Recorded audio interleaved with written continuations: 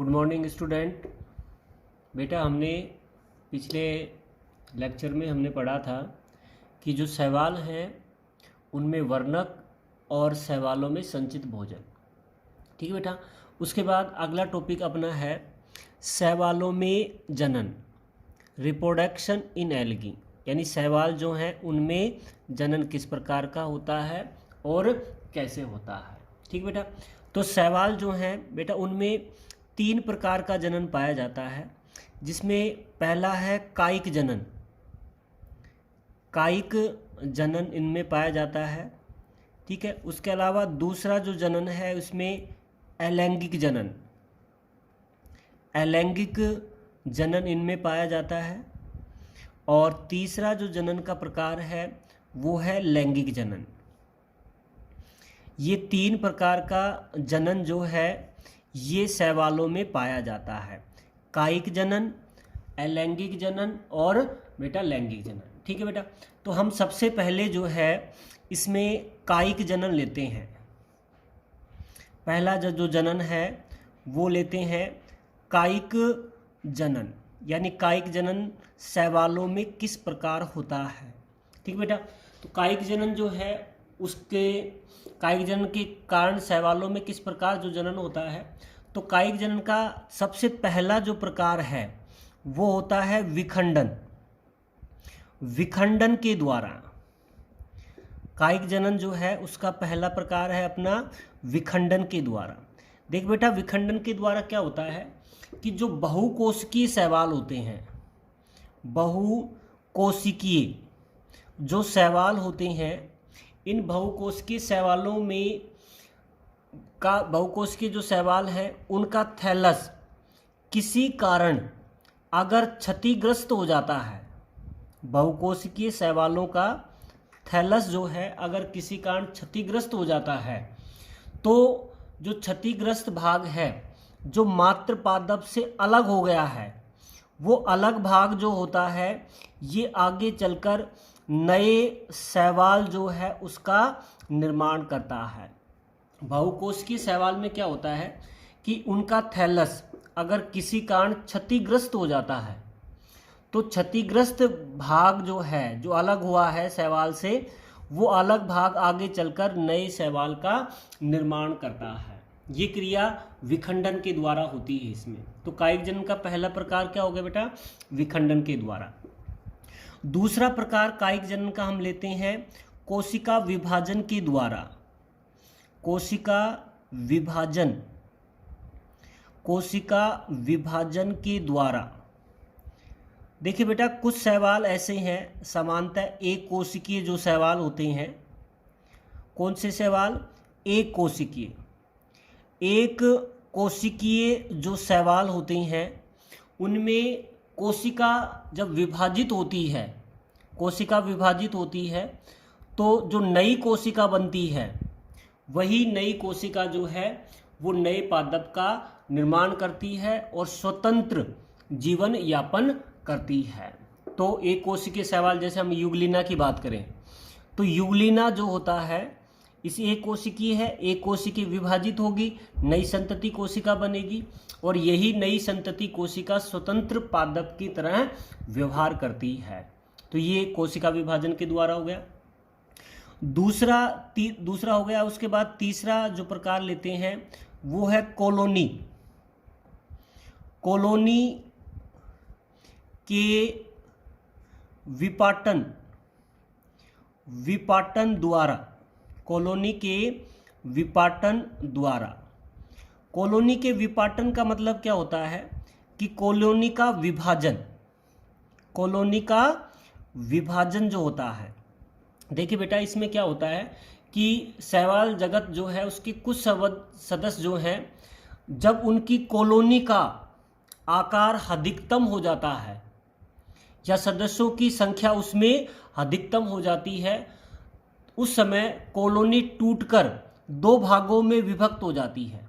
भाई, कॉलोनी जब अपना अधिकतम आकार ग्रहण कर लेती है और आकार ग्रहण करने के पश्चात जो है या उसमें सदस्यों की संख्या अधिकतम हो जाती है, तो कॉलोनी टूटकर 2 भागों में विभक्त हो जाती है। ठीक है। और जो नई कॉलोनी बनी है नई जो कॉलोनी बनती है वो कॉलोनी जो है वो स्वतंत्र पादप या कॉलोनी की तरह व्यवहार करती है। कि जो बहुकोशिकीय जो शैवाल होती हैं, जो कॉलोनी बनाकर रहते हैं, उनमें क्या होता है कि जब कॉलोनी का आकार अधिकतम हो जाता है तो कॉलोनी जो है ये टूटकर दो भागों में टूट जाती है और जो नई कॉलोनी बनती है वो नए शैवाल या स्वतंत्र शैवाल की भांति कार्य करती है। तो ये कॉलोनी के विपाटन के द्वारा हो जाता है, यानी कॉलोनी विभाजित हो जाती है। ठीक है बेटा। तीसरा प्रकार के बाद चौथा प्रकार हम लेते हैं। चौथा प्रकार है हार्मोगोन। हार्मोगोन, हार्मोगोन द्वारा। ठीक बेटा। हार्मोगोन, हार्मोगोन द्वारा क्या होता है कि साइनोफाइसी के जो सदस्य होते हैं, उन साइनोफाई के सदस्य में एक या अनेक कोशिकाओं युक्त एक उभ्योत्तल खंड बनता है। एक या अनेक कोशिकाओं युक्त एक उभ्योत्तल खंड का निर्माण होता है और ये खंड जो है ये मात्र पादप जो है उससे अलग होकर, मात्र जो पादप होता है, तंतु जो होता है, उससे अलग होकर नए शैवाल जो है उसका निर्माण करता है। तो ये जो उभ्योत्तल खंड है, ये उभ्योत्तल खंड क्या कहलाएगा? हार्मोगोन्स कहलाता है। जैसे मान लो ये कोई शैवाल का तंतु है, ठीक है, और ये इसकी कोशिकाएं हैं, ठीक है। अब इसकी कोशिकाओं के बीच में क्या होता है? एक उभ्योत्तल खंड का निर्माण होता है और ये उभ्योत्तल खंड जो है ये हार्मोगोन्स कहलाता है। ये क्या कहलाएगा? हार्मोगोन्स, हार्मोगोन्स कहलाता है। और ये हार्मोगोन्स जो है ये मात्र जो तंतु है उससे अलग हो जाता है, अलग होकर नए शैवाल जो है उसका निर्माण करता है। ये किन में मिलता है? साइनोफाइसी के जो सदस्य हैं उनमें ये पाया जाता है, हार्मोगोन्स के द्वारा। ठीक है बेटा। तो हमने शैवालों में जनन स्टार्ट किया था। 3 प्रकार का जनन है, कायिक जनन, अलैंगिक जनन और लैंगिक जनन। कायिक जनन हमने स्टार्ट किया था, जिसमें पहला प्रकार पढ़ा था कायिक जनन का विखंडन द्वारा। बहुकोशिकीय जो शैवाल हैं उनका थैलस किसी भी कारणवश क्षतिग्रस्त हो जाता है और उसका कोई खंड अलग हो जाता है तो वो अलग होकर नए शैवाल का निर्माण करता है।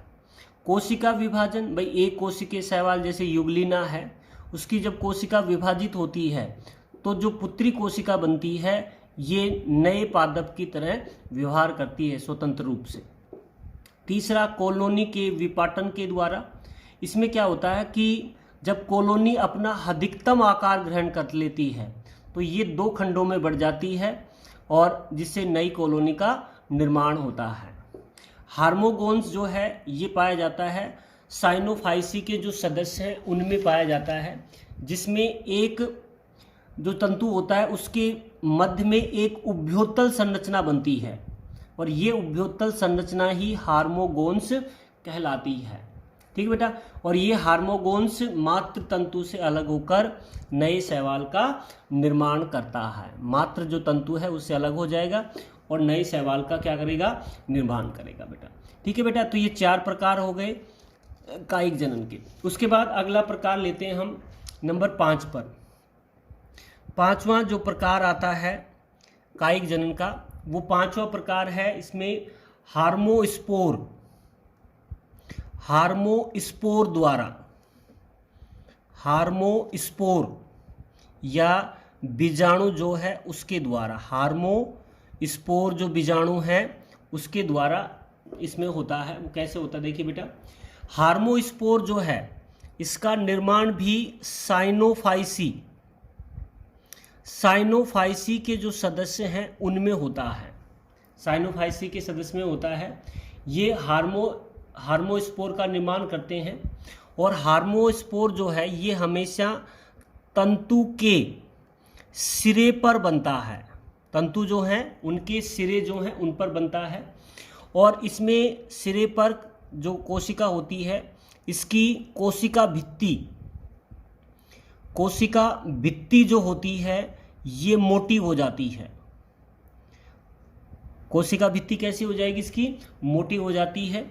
और ये जो संरचना है जो हार्मोस्पोर कहलाती है, ये हार्मोस्पोर जो है जब ये मात्र पादप से अलग होगा तो नए शैवाल जो है उसका निर्माण करता है। देखिए बेटा, जैसे ये कोई तंतु है, ठीक है।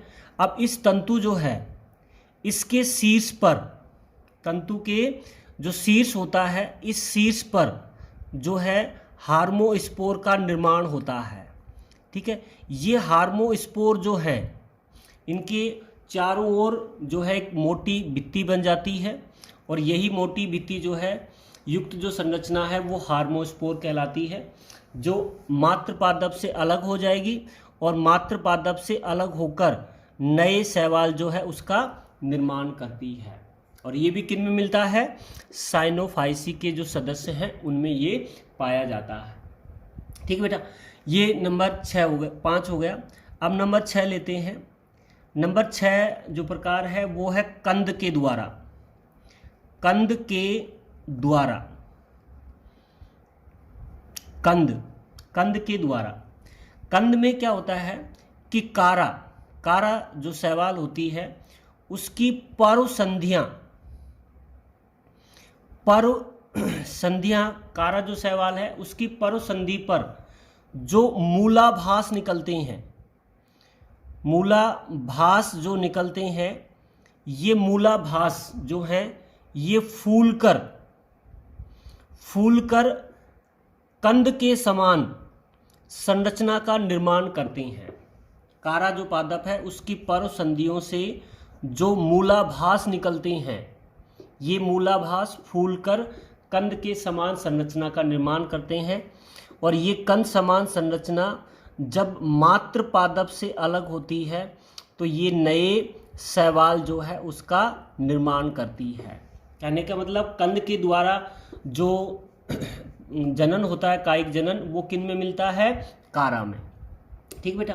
उसके बाद नंबर 7 जो है इस पर आता है पत्र कलिका के द्वारा। पत्र कलिका के द्वारा। देख बेटा, पत्र कलिका के द्वारा क्या है कि पत्र कलिकाएं जो हैं ये गोलाकार अनियमित और समूह में लगने वाली संरचनाएं होती हैं, जो शैवाल जो है उसके परिपक्व भागों में बनती हैं। कहाँ पर बनती हैं, शैवाल के परिपक्व भागों में। ये गोलाकार है, अनियमित है, समूह में बनती हैं और शैवाल के परिपक्व भागों में बनती हैं। और जब ये मात्र पादप जो है उससे अलग होती हैं तो ये नए शैवाल जो है उसका निर्माण करती हैं। ठीक है। पत्र कलिकाएं ये वे संरचनाएं हैं जो गोलाकार हैं, अनियमित हैं, समूह में पाई जाती हैं और शैवाल के परिपक्व भागों पर बनती हैं। और जब ये मात्र पादप से अलग होती हैं तो नए शैवाल का निर्माण करती हैं। ठीक है बेटा, पत्र कलिका के द्वारा हो गया। उसके बाद नंबर 8 जो है उसमें है मुकुलन के द्वारा। मुकुलन के द्वारा कायिक जनन शैवालों में किस प्रकार होता है। देखिए, मुकुलन क्या है बेटा, साइनोफाइसी वर्ग के जो शैवाल होते हैं उन शैवालों में जो एपिडर्मिस होती है, एपिडर्मिस जो होती है उस पर एक उभारनुमा संरचना निकलती है। और वो उभारनुमा संरचना जो है ये कलिका या मुकुल कहलाती है। साइनोफाइसी के जो सदस्य हैं उनकी एपिडर्मिस पर एक उभारनुमा संरचना निकलती है और ये उभारनुमा संरचना जो है ये कलिका या मुकुल कहलाती है। जो कुछ समय पर तो मात्र पादप पर रहती है और कुछ समय बाद मात्र पादप जो है उससे अलग हो जाती है और नए शैवाल जो है उसका निर्माण करती है। ठीक बेटा, और इसका उदाहरण है प्रोटोसाइफन। प्रोटोसाइफन, साइफन में ये पाया जाता है, जो साइनोफाइसी का सदस्य है प्रोटोसाइफन, इसमें ये पाया जाता है कि उसकी एपिडर्मिस पर एक उभारनुमा संरचना कलिका बनेगी जो कुछ समय पर तो मात्र पादप पर लगी रहेगी और बाद में मात्र पादप से अलग होकर नए शैवाल का निर्माण करती है। ठीक है बेटा, ये हो गया मुकुलन के द्वारा। मुकुलन के बाद नंबर 9 पर हम लेते हैं इसमें अपस्थानिक शाखाओं के द्वारा। अपस्थानिक शाखाओं के द्वारा, अपस्थानिक शाखाओं द्वारा। देखिए बेटा, अपस्थानिक शाखाओं के द्वारा कैसे कायिक जनन होता है शैवाल में। देखिए बेटा, कुछ शैवाल ऐसे हैं जिनका जो सुकाय यानी थैलस जो होता है, इस थैलस से नई शाखाएं निकलती हैं। थैलस से क्या निकलती हैं? नई शाखाएं निकलती हैं जिन्हें अपस्थानिक शाखाएं कहलाती हैं। ये क्या कहलाएंगी? अपस्थानिक शाखाएं कहलाती हैं, जो मात्र जो शैवाल होती है उससे अलग हो जाती हैं और नई शैवाल जो है उसका निर्माण करती हैं। ठीक बेटा, और ये पाया जाता है फ्यूकस। फ्यूकस जो है उसमें अपस्थानिक शाखाओं के द्वारा कायिक जनन की क्रिया होती है। ठीक बेटा, उसके बाद नंबर 10 पर लेते हैं हम, वो है बोस्तारिका। बोस्तारिका के द्वारा। देखिए बेटा, बोस्तारिका के द्वारा कायिक जनन शैवालों में कैसे होता है कि जो सुकाय है, थैलस होता है, ये थैलस जो होता है इसके आधार भाग से, कौन से भाग से? आधार जो भाग होता है उस आधार भाग से विशिष्ट शाखाएं निकलती हैं और ये शाखाएं जमीन के अंदर वृद्धि करती हैं, जमीन के अंदर वृद्धि करती हैं और कुछ दूरी पर जाकर ये शाखाएं के अग्र जो सिरे होते हैं, इन शाखाओं के जो अग्र सिरे होते हैं, ये नए पादप या नए शैवाल जो है उसका निर्माण करती हैं। भाई, जो पादप का जो शैवाल का सुकाय है, इससे कुछ आधारी भाग से क्या निकलती हैं? शाखाएं, जो जमीन में वृद्धि करती हैं और आगे इनके अग्र जो सिरे हैं ये आगे चलकर नए शैवाल जो है उसका निर्माण करती हैं। तो ये हो गया बोस्तारिका जो है उसके द्वारा कायिक जनन शैवालों में। ठीक बेटा, उसके बाद 10 हो गए। उसके बाद हम नंबर 11 पर बात करते हैं। 11 नंबर जो है उस पर आता है इसमें प्राथमिक तंतु द्वारा। प्राथमिक तंतु के द्वारा कायिक जनन शैवालों में किस प्रकार होता है? प्राथमिक तंतु के द्वारा। देख बेटा, प्राथमिक तंतु के द्वारा किस प्रकार होता है कि सुकाय जो है,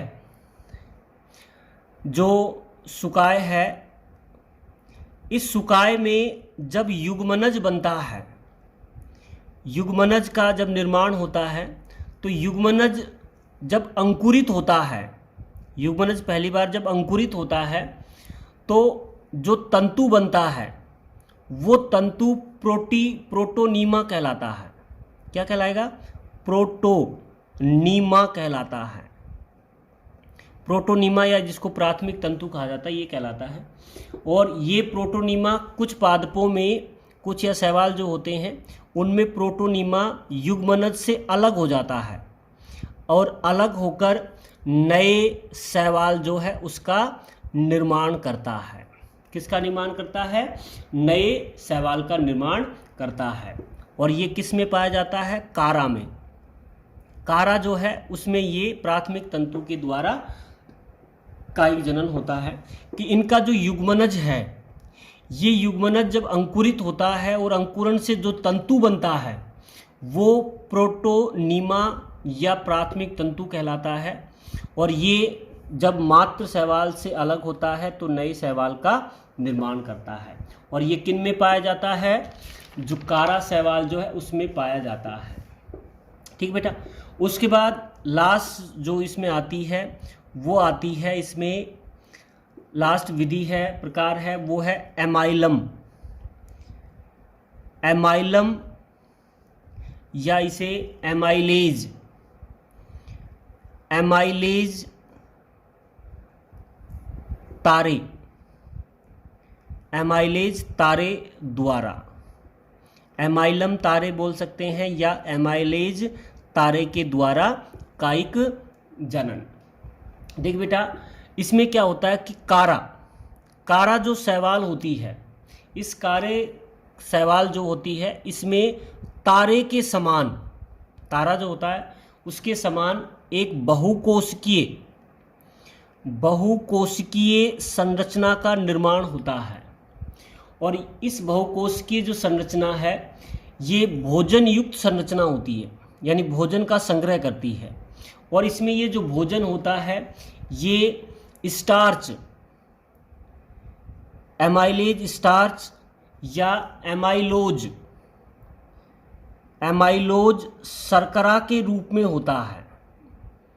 जो संचित भोजन है इसमें, ये संचित भोजन स्टार्च या एमाइलोज शर्करा के रूप में होता है। और इसी कारण इन्हें एमाइलेज तारे या एमाइलम तारे के नाम से जाना जाता है। ठीक है। और ये जो एमाइलेज तारे होते हैं ये मात्र शैवाल जो है उससे अलग होकर नए शैवाल का निर्माण करते हैं। ठीक है बेटा।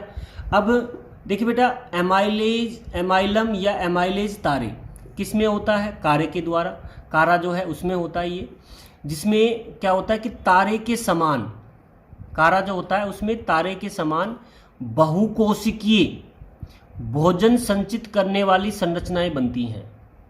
और उसमें संचित भोजन एमाइलेज स्टार्च के रूप में या एमाइलोज शर्करा के रूप में होता है। और इसी कारण इसे क्या कहा जाता है? एमाइलेज तारे या एमाइलम तारे कहा जाता है। और ये मात्र पादप से जब अलग होता है तो नए शैवाल का निर्माण करता है। ठीक बेटा। ये कायिक जनन है, किसमें कायिक जनन, किसमें कायिक जनन है? ये शैवालों में कायिक जनन किस प्रकार होता है। अब एक बार बेटा मैं दोबारा बता देता हूँ एक बार। कायिक जनन किसके द्वारा हो रहा है? एक तो विखंडन के द्वारा हो रहा है, सबसे पहले बताया था विखंडन के द्वारा होगा। दूसरा कोशिका विभाजन के द्वारा, कोशिका विभाजन होगा उसके द्वारा बनेगा। नंबर 3 जो है इसमें जो मैंने करवाया था कॉलोनी के विपाटन के द्वारा होता है। चौथा मैंने क्या करवाया था? हार्मोगोन के द्वारा इसमें होता है। 5वां जो है हार्मोस्पोर जो है उसके द्वारा होता है। नंबर 6 जो है वो मैंने करवाया था कंद के द्वारा। नंबर 7 जो है वो करवाया था पत्रकलिका के द्वारा। नंबर 8 जो है वो है मुकुलन के द्वारा होता है। नंबर 9 जो है वो करवाया था अपस्थानिक शाखाएं जो हैं उनके द्वारा करवाया था। ठीक है। नंबर 10 है बोस्तारिका जो है उसके द्वारा करवाया। ठीक है। और नंबर 11 जो है वो है प्राथमिक तंतु या प्रोटोनीमा के द्वारा। और 12वां जो करवाया था प्रकार कायिक जनन का वो क्या है? इसमें एमाइलम या एमाइलेज तारा जो है उसके द्वारा। ठीक बेटा। तो ये 12 विधियां या प्रकार हैं कायिक जनन के: विखंडन, कोशिका विभाजन, कॉलोनी विपाटन, हार्मोगोन, हार्मोस्पोर, कंद, पत्रकलिका, मुकुलन, अपस्थानिक शाखाओं के द्वारा, बोस्तारिका, प्राथमिक तंतु, एमाइलम तारे या एमाइलेज तारे के द्वारा। ठीक है बेटा, ये पूरा कायिक जनन हो गया सवालों में। आज के लिए इतना ही। Thank you.